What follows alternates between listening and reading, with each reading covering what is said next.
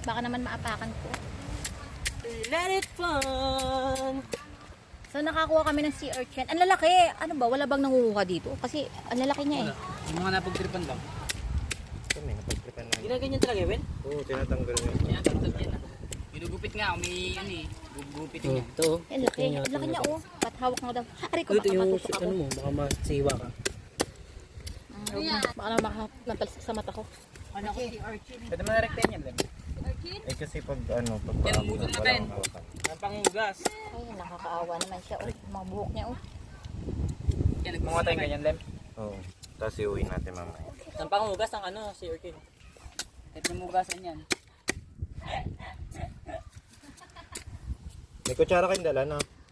Oo. Huwag naman... Kayo lang naman kasi ang hindi nagdadala ng mga kung ano-ano. Alam na pupunta sa ganun, lang dalang kahit ano. Ang daw.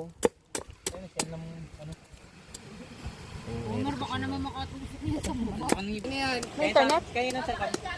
May internet? Kaya ng cellphone. Kasi po dyan, Ang tigas pala nito.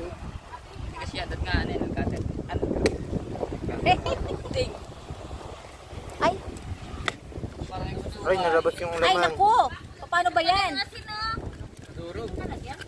Hindi na pakalat kayo. Ay, ba? Usaw nyo na lang sa dagat. Ano yun?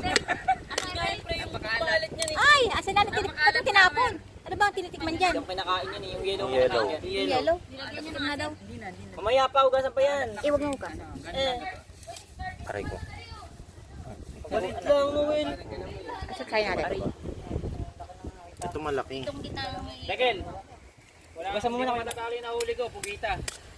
Masarap naman siya, pero Wala mo na tubig. Rektayin nyo na kayang paa. Lagyan nyo ng kalamansi. Tatanggalin Ang muna nahuli mo, Dagel. yan.